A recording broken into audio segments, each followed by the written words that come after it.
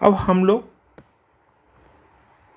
जो ये जो भी नंबर दिए गए हैं उनका टेबल लिखते हैं। जैसे 8 का एक टेबल लिखा, 12 का एक टेबल लिखा, और 16 का भी टेबल लिखा। अब जो टेबल्स है उसके अंदर से वो कॉमन नंबर जो कि सारे टेबल्स में आपको मिल रहा है, तो आप ये एग्जाम्पल देखोगे तो इसके अंदर 48 48 48 96 96 96 ये नंबर कॉमनली आप लोगों को मिल रहा है। But we have to find out the least number that can be divided, वो सबसे छोटा नंबर जो डिवाइड हो सकता है। तो यहाँ पर क्या है, 48 वो सबसे छोटा नंबर है जो आप डिवाइड कर सकते हैं दिए गए नंबर्स से।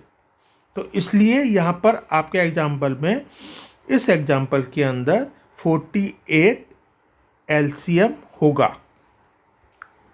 क्लियर? तो एलसीएम आया आपका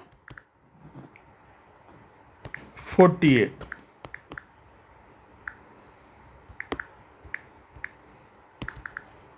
अब एचसीएफ निकालते हैं। एचसीएफ के लिए क्या करेंगे? तो एचसीएफ क्या है? एचसीएफ वो सबसे बड़ा नंबर है, या वो सबसे बड़ा नंबर हमको निकालना है जो दिए गए नंबर्स को डिवाइड कर सके। इसके लिए अब कैसे निकालेंगे? हम लोग सबसे आसान तरीका निकालते हैं। हम एक काम करते हैं, हम जो नंबर्स दिए हैं उनका एक से लेके उन नंबर्स तक हम उनका टेबल लिखते हैं। मैंने यहाँ पर एक रेफरेंस टेबल यूज किया है। रेफरेंस सारे टेबल्स लिए हैं 1 से लेके 8 तक के, और आप उसके आगे वाले भी टेबल्स रेफर कर सकते हैं। बट जो सबसे छोटा नंबर है दिए गए नंबर्स में से उतने तक ही कर लीजिए, वही काफ़ी है। बट इतना भी ज़रूरत नहीं पड़ता, उसको अलग तरीका है निकालने का, बट हम उसके ऊपर बाद में बात करेंगे। तो अभी हमने टेबल्स ले लिए। टेबल्स के अंदर हम लोग और देखेंगे कि ये जो नंबर्स हमको दिए गए हैं वो किस टेबल्स पे हमको कॉमनली मिल रहे हैं। सारे नंबर्स जो हमको दिए गए हैं वो उस टेबल में आने चाहिए। तो हम देखेंगे यहाँ पर आपको एक के टेबल में सारे नंबर नहीं आएंगे, एक के टेबल में सारे नंबर आ सकते हैं लास्ट से इन्फिनिटी तक, बट वो आंसर नहीं है। सबसे बड़ा वो नंबर निकालना है। 2 के टेबल में देखोगे आप, 2 के टेबल में भी आ सकते हैं। 3 के टेबल में देखो, 3 के टेबल में भी आ सकते हैं। 4 के टेबल में देखो, 4 के टेबल्स में भी आ सकते हैं। 5 में नहीं आएंगे, 5 के टेबल से आप रेफर करो। 6 के टेबल में भी आ सकते हैं। 8 का नंबर नहीं आएगा 6 के टेबल में। 7 का आएगा, 7 में भी नहीं आएगा। 8 में भी 12 के डिजिट्स नहीं आएंगे। तो 1 हो गया, 2 हो गया, और 4 हो गया, और 3 भी है। तो सबसे बड़ा वो नंबर जिसके टेबल में ये सारे दिए हुए नंबर मिल रहे हैं वो क्या हुआ? 4। 4 नंबर की जो टेबल है वो सबसे बड़ी नंबर की टेबल है जिसके अंदर दिए गए सारे नंबर्स हम लोगों को मिल रहे हैं। तो इसका कॉमन फैक्टर क्या होगा? एचसीएफ हो गया आपका 4।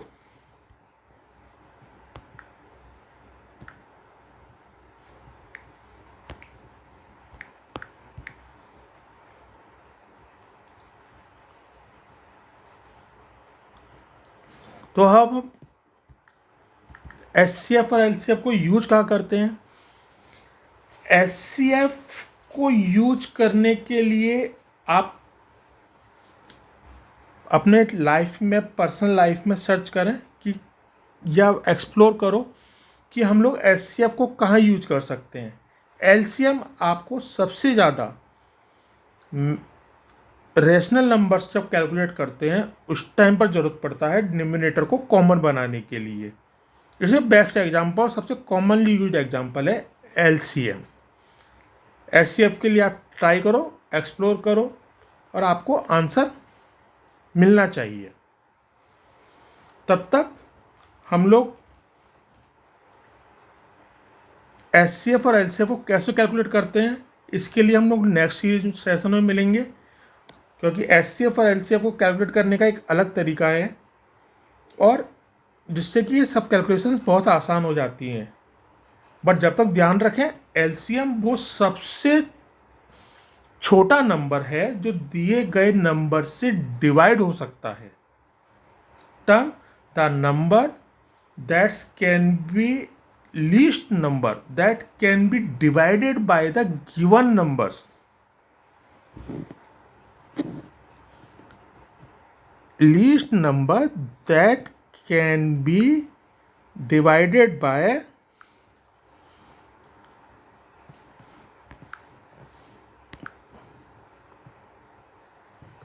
by the given numbers. और HCF is the number, this is the highest number that can divide the given numbers.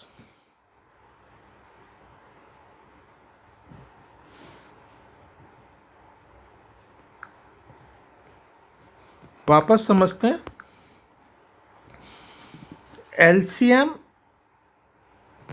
is the least number that can be divided by the given numbers और HCF is the number, highest number that can divide the given numbers। तब तक आप और explore करें और समझें और practice करें। Mathematics is made for practice. जितना आप ऐसा प्रैक्टिस करेंगे उतना आप लोग उसके साथ में आगे बढ़ेंगे और आपको उसके कॉन्सेप्ट्स क्लियर होंगे। तब तक हम लोग मिलते हैं फिर नेक्स्ट सेशन में। इसको यूज केस के ऊपर हम एचसीएफ की यूज केस के ऊपर भी बात करेंगे। तब तक आप अपना ध्यान रखें, सीखते रहें, बढ़ते रहें। मिलते हैं नए सेशन के अंदर। धन्यवाद।